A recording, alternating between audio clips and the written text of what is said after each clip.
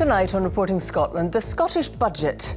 High earners will pay more tax than they would elsewhere in the UK, but lower earners will pay less. Then using our tax system in a progressive fashion makes us the fairest part of the United Kingdom. The Conservatives brand the plans the new Nat tax and say the message from the SNP is clear. Don't be ambitious, don't be hard-working, don't be successful in the SNP Scotland, because we will penalise you for our failure to grow the Scottish economy. The budget plans also include lifting the pay cap on public sector workers and more money for the health service. But local government leaders say it'll leave councils worse off. In other news, Police Scotland will issue hundreds more tasers amidst a rise in assaults on officers. And we follow the hunt for a roaming buffalo home on the range in Fife.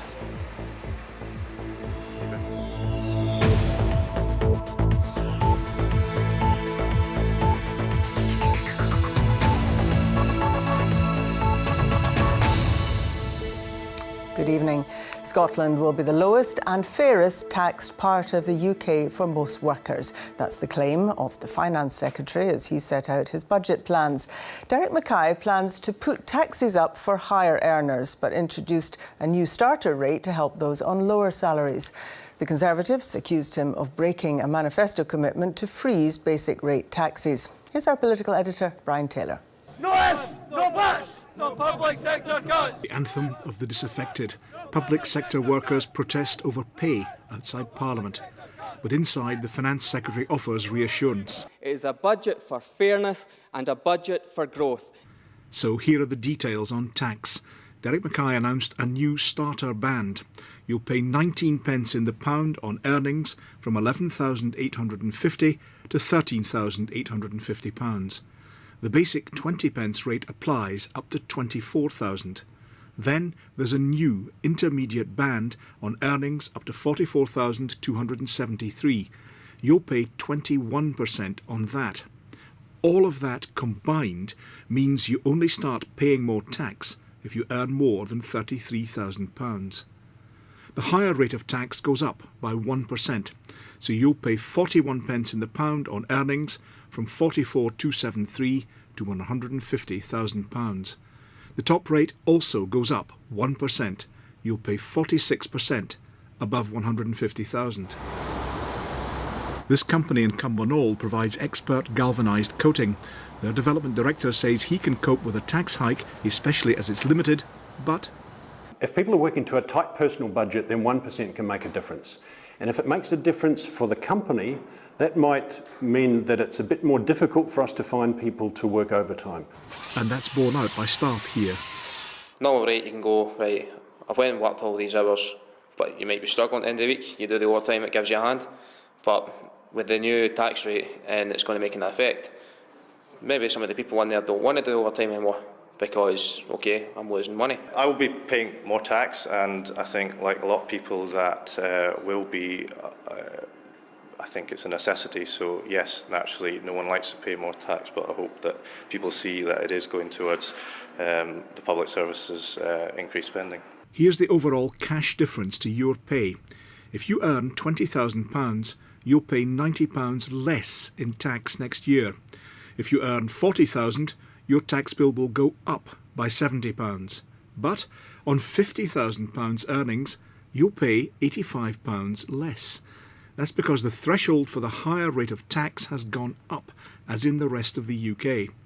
If you earn £150,000, your tax bill will rise by £1,174. These decisions have therefore enabled me to reverse the real terms cut that Westminster has imposed on our resource budget next year, whilst ensuring that Scotland is not just the fairest tax part of the UK, but for the majority of taxpayers, the lowest tax part of the UK.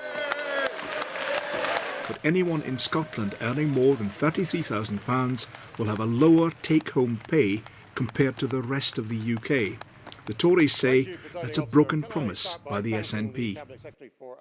The message of this budget is simply this: don't be ambitious, don't be hard-working, Don't be successful in the SNP Scotland, because we will penalise you for our failure to grow the Scottish economy.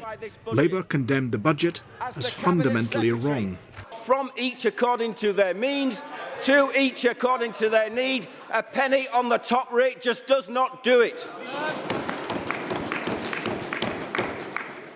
This Tory-light draft budget fails on all of those tests. Thank you, Presiding Officer. And the Liberal Democrats complained that local government would struggle.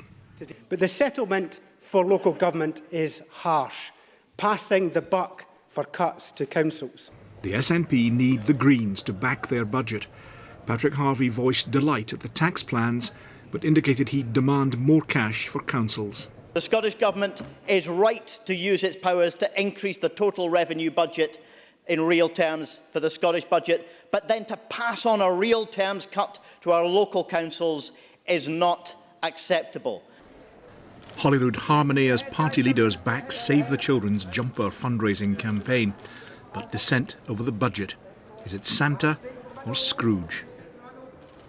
We'll come back to the tax changes and how they might affect you in a moment. But of course, that's not all there was to the Scottish budget. The pay cap on public sector workers is to be lifted, and there's increased funding for the NHS. The Scottish Government also announced more cash for superfast broadband. But local government leaders say it's left councils worse off. Here's our business correspondent, David Henderson. Hello, good morning. How are you? Not bad. How was your night shift? Good, thank you.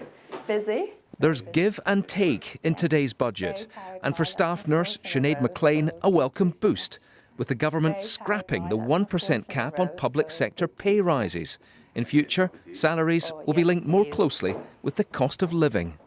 It is sometimes a worry if we're going to last to the end of the month, so it would be nice to have that little bit extra as a cushion and just to take some of that stress away. The pay deal won't be the same for all public sector workers. Those on the lowest rates of pay will see the biggest boost. But it's all set to come out of existing budgets. There's another big boost for the NHS, with its funds set to rise well above the rate of inflation. The total spend on healthcare now topping £13 billion next year.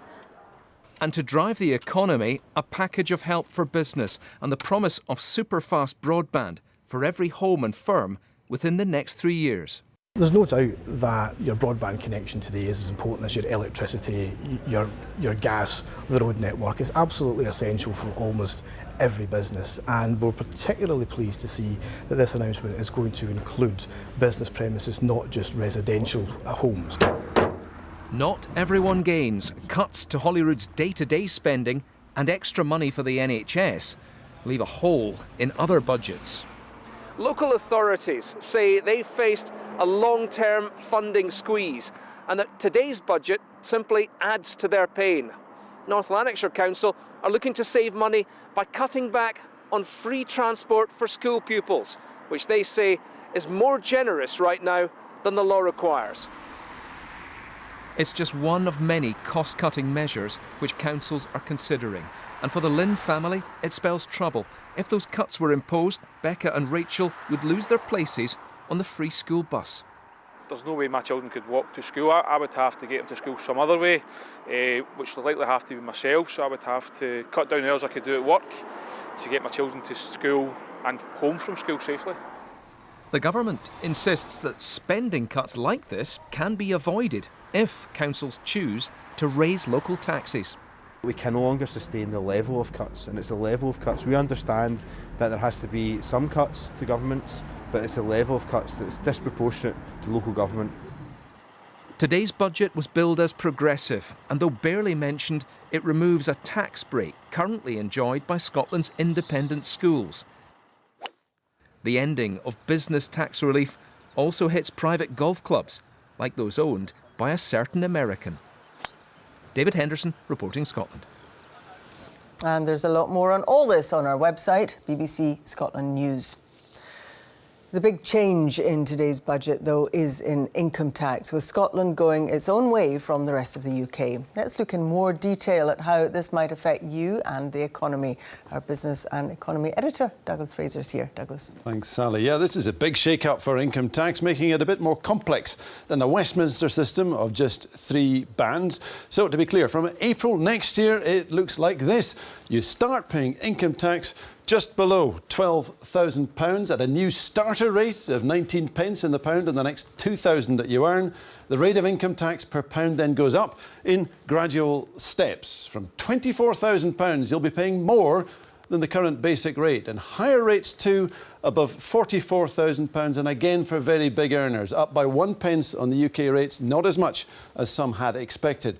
Well, let's look at it in another way. You can see from this chart how much difference this will make across a range of pay levels. Take someone working full-time, a national living wage at around £15,000 per year. Your income tax bill will benefit from a higher starting point for tax, and in Scotland, you'll pay £20 less than someone earning the same amount south of the border.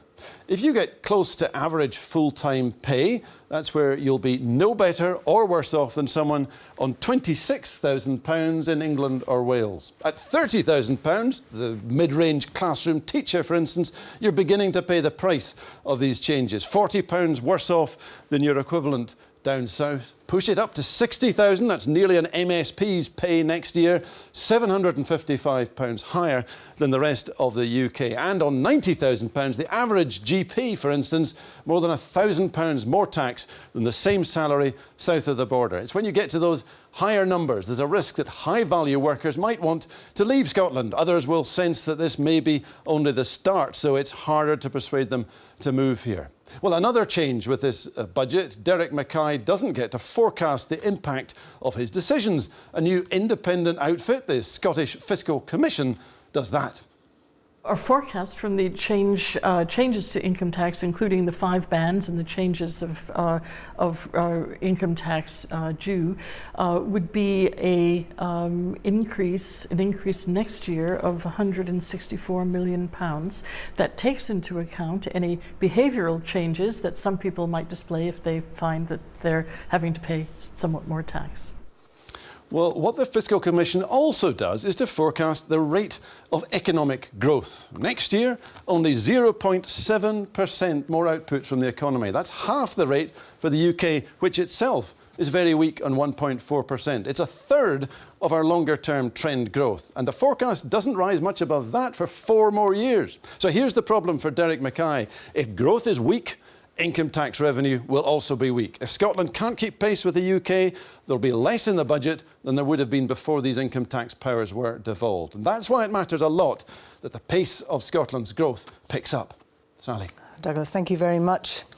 Well, let's take a look now at the political ramifications of the budget. Brian Taylor is at Holyrood for us. First of all, Brian, does Derek Mackay have the backing to get this budget through Parliament?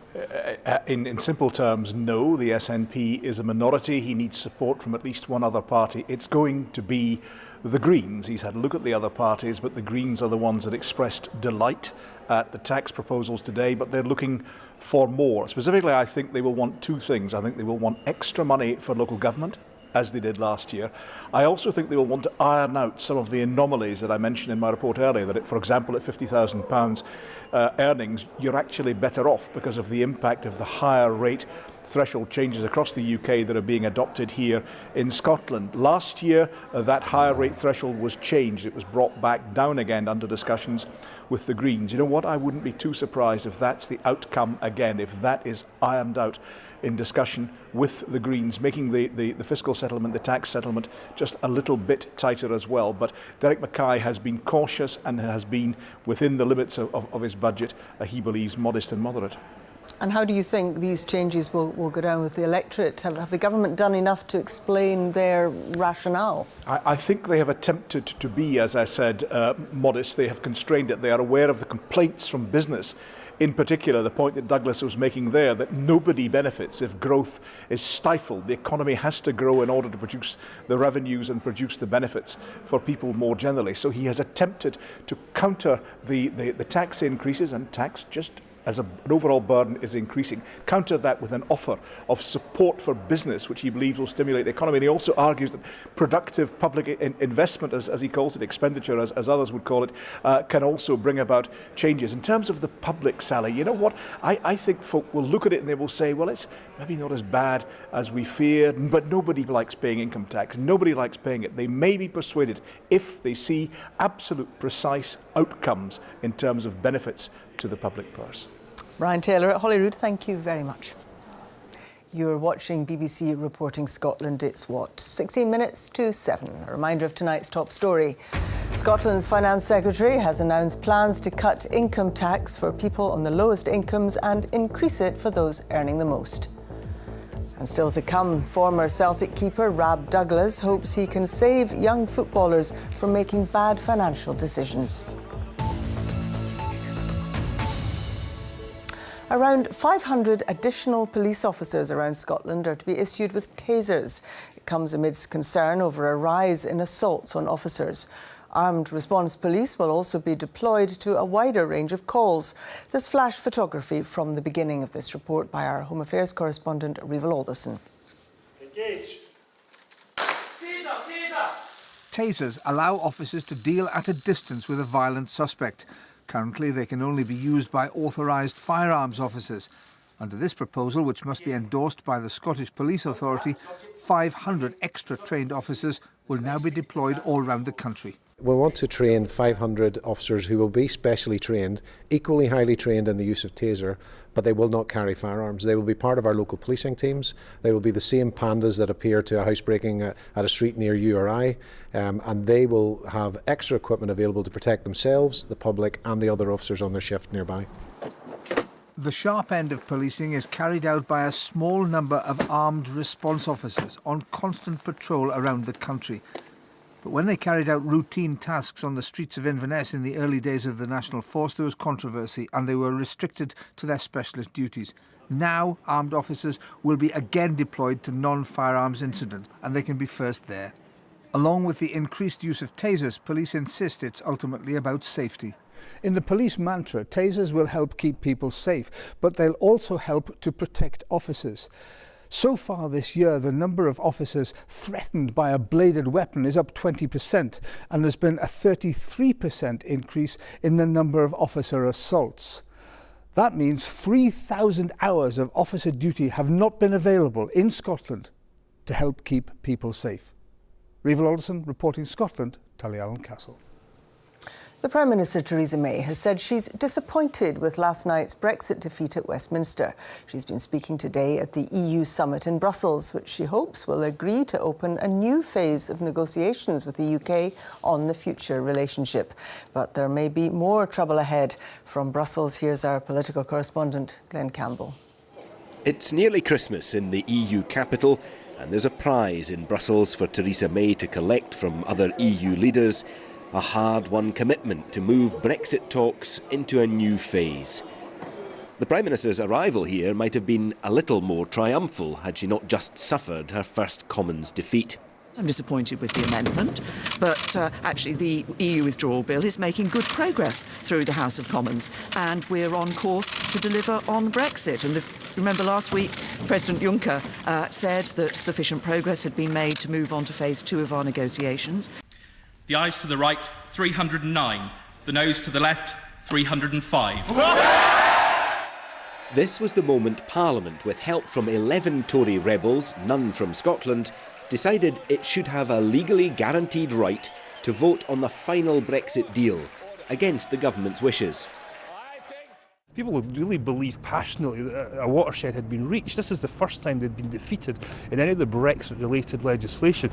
It's an opportunity to review and to refresh. I think government are going away just to see what other things there might be down the line. But what it does is actually, for the first time, it means that we are now in charge of the process, where we'll have a vote on the final deal. Here in Brussels, Mrs May's defeat doesn't seem to have caused other EU leaders too much concern. I have absolute faith and confidence in her that she speaks for the government of the UK, and so long as that is the case, so long as she is Prime Minister, we will deal with her and treat her as though she had an overall majority.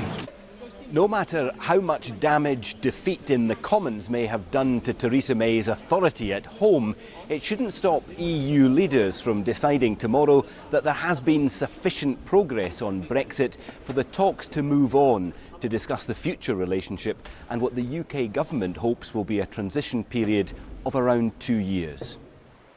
But some EU experts think negotiating a trade deal will take longer than that. There are trade agreements in all sorts of different directions that are going to be negotiated at the same time. So it will take, I think almost certainly it's going to take more than the 2 years that are discussed as the transition period. Theresa May will be hoping he's wrong about that, because the process of leaving the European Union is already tough enough. Glenn Campbell reporting, Scotland, Brussels. A safety cordon around the Forties oil and gas pipeline in Aberdeenshire has been reduced to 150 metres because a crack in the pipe has stopped growing. The operator Ineos shut down the pipeline at Netherley on Monday. It carries 40% of the UK's North Sea oil and gas production to the Grangemouth refinery. Residents who had chosen to leave have now returned home. A former Celtic and Scotland goalkeeper is warning young footballers to be wary of bad advice or risk financial ruin. Rab Douglas is one of a number of former high-profile players who's been forced to declare bankruptcy after ill-advised investments. More from our senior football reporter, Chris McLaughlin. Rab Douglas in the 2003 UEFA Cup final. Defeated, but he was a man who reached the very top of the Scottish game. This was him 10 years later, taking an emotional bow in Dundee, where he played for a decade. But during it all, he fell victim to a film tax avoidance scam and was left with a huge bill.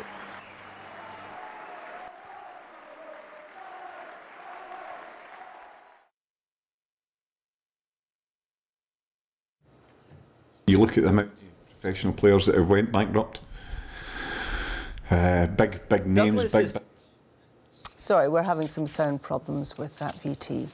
Let us move on to the next story. And it wasn't so much a game of cat and mouse, more man and buffalo. 5 days after he jumped a fence, the hunt is still on for a 400-kilogram buffalo bull, which is on the loose in Fife. Stephen Gordon has the story. Might know I stopped a bit, I just went straight through. On the trail of a big but elusive beast. After 5 days of fruitless searching, We've got 4 up there, that would just be great. And then the farmer called in the cavalry, bird beaters from the local estate. It's no often we come buffalo hunting in Kirkcaldy. Aye. Yeah. Alone and frightened, the young bull is facing more danger than it poses, says the farmer. Confirmed sighting in the woods prompts the release of some friendly faces, an admittedly risky strategy. The other concern is that the 2 buffalo we've let out go in the opposite direction and we go from 1 out to 3 out, but I felt it's a gamble worth taking. This is where the story began, a hilltop farm around a mile away. The young buffalo took exception to being weighed, jumped a fence and disappeared. And this afternoon, when they thought they had it surrounded, it's just come straight out through without stopping. Fresh footprints, the only sign. It's beat us again, which is the frustrating thing. I was hoping for a happy, simple, clean ending. We got it home there and then just now, but it's not happened, frustratingly, but that's livestock. Back home in the buffalo shed, they remain inscrutable about the one that got away. For another night at least, the big reunion will need to wait. Stephen Gordon, reporting Scotland, Fife. Timeline is over on BBC Two at 7:30 tonight. Shireen and John can tell us what's coming up. Tonight, we speak to the mother of Corey McKeague about what next after police say they've ended the search of a landfill site for his missing body. The anonymous train artist who's brightening up the journeys of jaded commuters. And... Hi, I'm Cheryl. Hi, I'm Jason. And we're travelling. Meet the Scottish family of 5 and their 2 dogs who sold their house to go travelling in a camper van. That's Timeline, 7:30, BBC Two. Join them if you can, but in the meantime, let's see what we can expect from the weather. Here's Coulson. Thank you, Sally. Good evening to you all. Well, this wintry theme continues for the time being anyway. Some further showers of rain, sleet and snow coming in on more northerly winds as we head through the evening and overnight, the wind direction becomes north to northwesterly, and it's drawing in those showers mainly across the north and along the east coast, and bitter cold air coming in from the Arctic too. So our worry is one of ice once again for tonight, for tomorrow morning, especially on untreated roads and surfaces where these showers are falling on frozen ground. There could be some slippery surfaces, some tricky driving conditions, so do take care if you're out and about. For the rest of this evening then, those showers across parts of the western central belt, the southwest clearing to some clearer skies here, and then we'll see further showers being fed in later in the night across the northeast and along the east coast. These still falling as snow over higher ground, even to lower levels at times. Clearer spells further towards the west. And for all it's bitterly cold, temperatures widely below freezing, down to maybe -6 to -8 Celsius for parts of the northeast. So a chilly, icy, frosty start to the day tomorrow. Some patches of freezing fog around as well. Those showers across the southeast will clear, and then we'll find, because of those northerly winds, those showers will mainly be concentrated across the north of the country and around coastal areas. For more inland parts, it will be largely dry. So if you're heading out around 3 o'clock, the showers for the Northern Isles mainly of rain and of sleet. Across North Highland, the Northwest Highlands here, these showers snow over the hills, and maybe even to lower levels at times too. But for the bulk of the country, from the central belt southwards, it's largely dry with crisp spells of sunshine, but feeling chilly. Temperatures around 3 to 5 Celsius, and the winds inland at least light for most. So looking ahead to Saturday then, well, with high pressure builds, so largely dry conditions, a quieter day with some spells of sunshine. Still cold for the time being, but for the second part of the weekend, we lose that cold air as milder air comes in from the Atlantic. So milder conditions in store for Sunday. And that's your forecast. Thanks very much, Kauser. A reminder now of tonight's main news. The Finance Secretary has said that Scotland will be the lowest and most fairly taxed part of the UK for most workers.